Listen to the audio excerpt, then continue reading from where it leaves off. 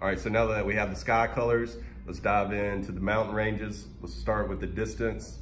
It might not even hurt for us to even already mix a darker color so we know how dark we're gonna get. Maybe let's start out with that. Let's do that. So our darkest color, I'm just gonna use the olive green and the ultramarine blue, and that's gonna be our darkest color.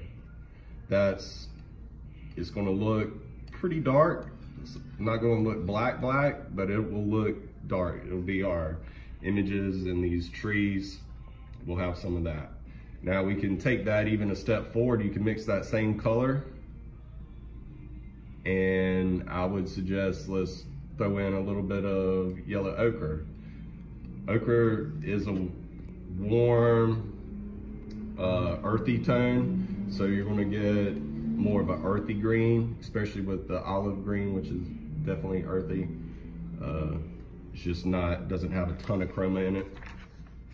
So I can use that. If I need to lighten it up, I can always just add a little more ochre in it. I don't want to go too light right now. I'm gonna make, that looks pretty good.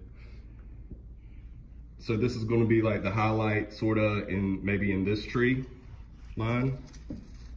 Now I'm gonna try to focus on maybe getting 2 colors or something for the foreground piece right here. So I would start out with blue again, put a little bit of ochre, and this is the only reason why I thought I might put out the cad yellow. A little bit will do us. It's just gonna brighten it up. It's gonna brighten that green up.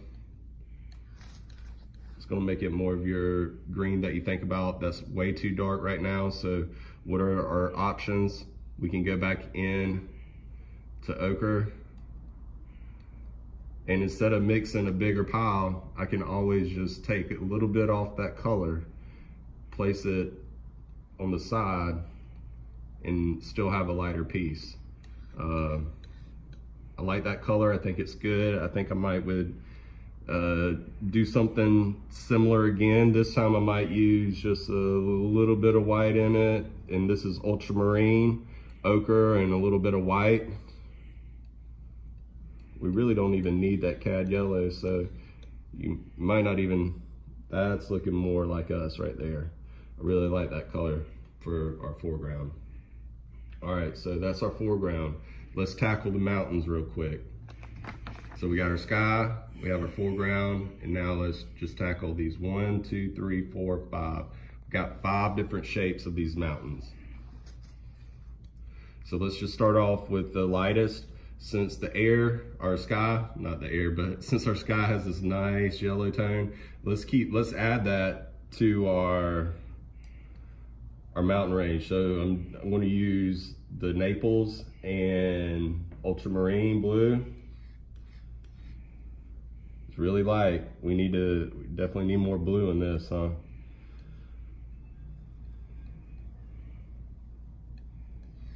I'm thinking that we can even, if I squint my eyes and the color kind of disappears, that means it's the right value. So like if you're looking at a black and white scale and your color disappears, that's a great sign.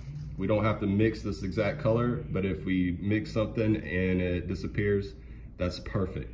So I'm gonna save that. And then I wanna move on.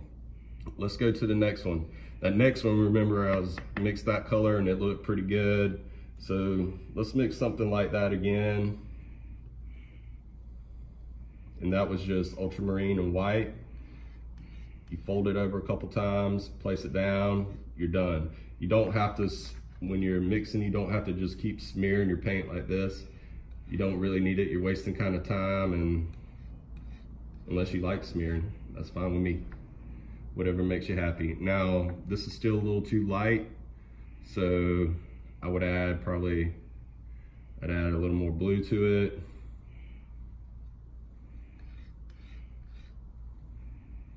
And I'm getting a better feel. Since we do have a little bit of yellow in that, I am going to put just a smidge in this color as well. And there we go. All right, so now we need to get slightly darker on this ridge to make it come forward.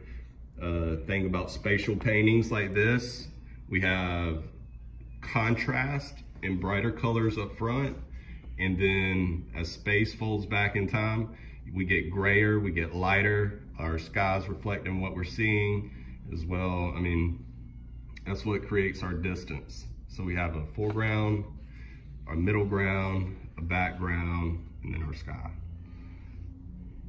Let's get the slightly other darker color around in here. So I'm just gonna use ultramarine blue, less white, see where we end up. I'll probably even go in slightly to the olive green. I mean, to the ochre, sorry about that, to the ochre, and create something that's slightly darker. You don't want too much of yellow in these because we don't want them green. We want them to have that bluish feel. Hopefully it's showing up on the camera how blue it is. But if I squint my eyes, I mean, that color kind of disappears, but if I open it up, I can tell that it's a little bit greener, and that's fine. Let's go again. I'm gonna go for this value right here.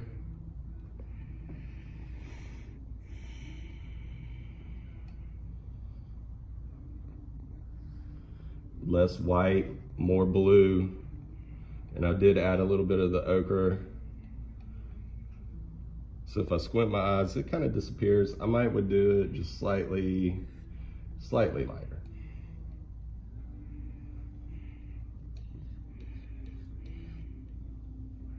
So as you can see, we have a light, brighter, lighter.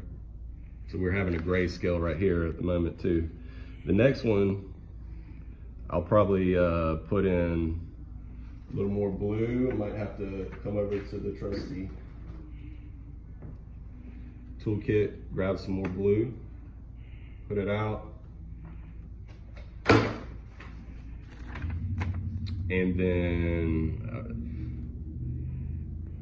a little bit of white. Let's go the same route. A little bit of the ochre.